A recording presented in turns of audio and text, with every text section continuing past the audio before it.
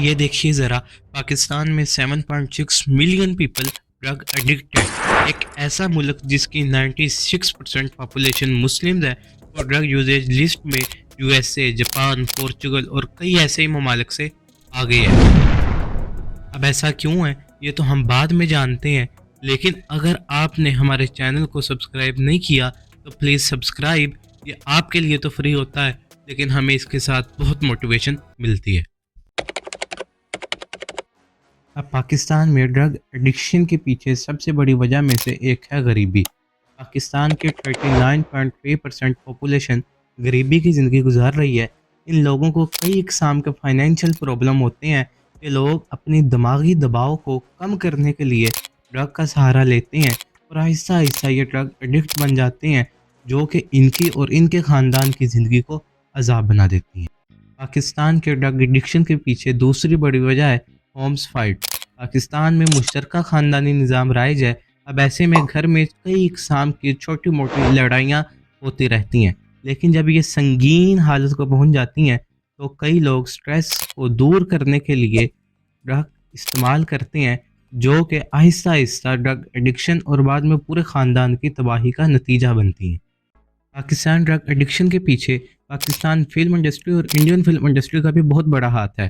وہ کیسے؟ جب فلموں میں ہیرو کو سگریٹ پیتے ہوئے دکھایا جاتا ہے اور بتایا جاتا ہے کہ سگریٹ پینا تو کول لوگوں کا کام ہے اور سگریٹ پینا بہت ہی کول ہے، تو بہت سارے لوگ اپنی ڈرگ جرنی کا آغاز سگریٹ کے پہلے کش سے کرتے ہیں، آخر وہ کول بننے کے چکر میں پتہ نہیں کون سے مہاکول بن جاتے ہیں۔ پاکستان کا اسکول کلچر بھی ڈرگ ایڈکشن کو پروموٹ کرتا ہے۔ ہمارے معاشرے میں ہر طالب علم ایک ایسی ریس دوڑ رہا ہوتا ہے جسے وہ کبھی جیت ہی نہیں سکتا۔ اسٹوڈنٹ ایک پریشر کا پہاڑ گھر سے لے کر سکول میں جاتے ہیں، اس کے بعد ٹیچرز اس کے ساتھ جانوروں جیسا سلوک کرتے ہیں، اس کے بعد وہ بچہ ڈرگ کا سہارا لیتا ہے اور عارضی طور پر تو وہ اسے سکون دیتی ہیں لیکن اس کی ساری زندگی برباد ہو جاتی ہے۔ اس کے بعد وہ سوشل سٹگما جیسی صورتحال سے بچنے کے لیے دوسرے بچوں کو بھی ڈرگ استعمال کرنے پر مجبور کرتا ہے۔ اس طرح کا ایک چکر بن جاتا ہے جو کہ ساری سوسائٹی کے اندر چلتا رہتا ہے۔ کراچی کا یہ منظر دیکھیں، گولی مار میں ندی کنارے منشیات فروش کھلے عام ہیروئن فروخت کرنے لگے۔ یہاں پر ڈرگ سر عام بیچی اور استعمال کی جا رہی ہیں۔ یہ حال صرف کراچی کا نہیں ہے بلکہ پورے پاکستان کے ہر گاؤں کے اندر کسی نہ کسی چوک پر یا کسی نہ کسی کونے پر اوپیم بیچنے والا مل ہی جائے گا۔ اب ایسا کیوں ہے؟ اس کی بجائے ہمارے ساتھ دنیا کے 75% ڈرگ سمگل کرنے والا ملک افغانستان ہے۔ وہاں سے ڈرگ بہت ہی آسانی کے ساتھ سمگل ہو کر پاکستان میں آتی ہیں، بلکہ نہ صرف بیچی جاتی ہیں بلکہ بہت زیادہ پیسہ بھی کمایا جاتا ہے۔ جو آدمی ڈرگ استعمال کرتا ہے اس کی مینٹل ہیلتھ کی تو بات ہی نہ کریں، جہاں تک بات ہے اس کی فزیکل ہیلتھ کی، وہ بھی بہت بری طرح سے ڈیمیج ہوتی ہے۔ بلڈ پریشر انپریڈکٹیبل ہو جاتا ہے، لیور، ہارٹ اور لنگ کینسر ہونے کے چانسز بڑھ جاتے ہیں، ہارٹ اٹیک تو کسی بھی وقت ہو سکتا ہے۔ سب سے بڑا مسئلہ میموری فلوپ اور دماغ کا بالکل کام نہ کرنا ہوتا ہے۔ اسی طرح کی ہزاروں بیماریاں اس کا استقبال کرتی ہیں۔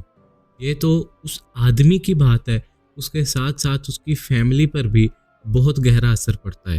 اس کے گھر والے اس کی وجہ سے سوسائٹی میں کلیشز کا سامنا کرتے ہیں، اس کے بیہیویئر کی وجہ سے اس کا خاندان کی مینٹل اور فائنینشیل ہیلتھ بھی بہت بری طرح سے متاثر ہوتی ہے۔ پیسہ کسی درخت پر تو اگتا نہیں ہے، سفر پیسے کے لیے جو اسے ڈرگ استعمال کرنے کے لیے چاہیے ہوتے ہیں، سوسائٹی کے ویلفیئر کی چیزوں کو چرا لیتا ہے۔ دوسرے ہی دن مسجد کی ٹوٹی، سکول کا تالا، فلٹر کا پمپ، اسٹریٹ لائٹ کی لائٹ نہیں لگانی پڑتی ہے۔ یہ تمام عوامل مل کے ایک نان پروڈکٹیبل اور نان پروڈکٹیو سوسائٹی تشکیل دیتے ہیں۔ اب ایسے میں سوال آتا ہے کہ گورنمنٹ کہاں ہے؟ گورنمنٹ نے ایک ادارہ تو تشکیل دیا ہے جس کا نام ہے پاکستان اینٹی نارکوٹکس فورس، لیکن جب کا یہ ادارہ بنا ہے تب کہ ڈرگ ایڈکشن کم ہونے کے بجائے اور تیزی کے ساتھ بڑھ رہی ہے۔ اس علاقے سے یہ ساری کی ساری ڈرگ سمگل ہوتی ہیں، یعنی خیبر پختونخوا، وہاں کی حکومت اور وفاق کی حکومت ایک آدمی یعنی عمران خان کے پیچھے ہاتھ دھو کر پڑے ہوئے ہیں، اور کئی خبروں کے مطابق تو بڑے صاحب جی خود ڈرگ سمگلنگ کے اندر مدد فراہم کرتے ہیں۔ اب اس بات کے بعد تو ہمیں ویڈیو ختم کر دینی چاہیے، ورنہ کیا ہوگا۔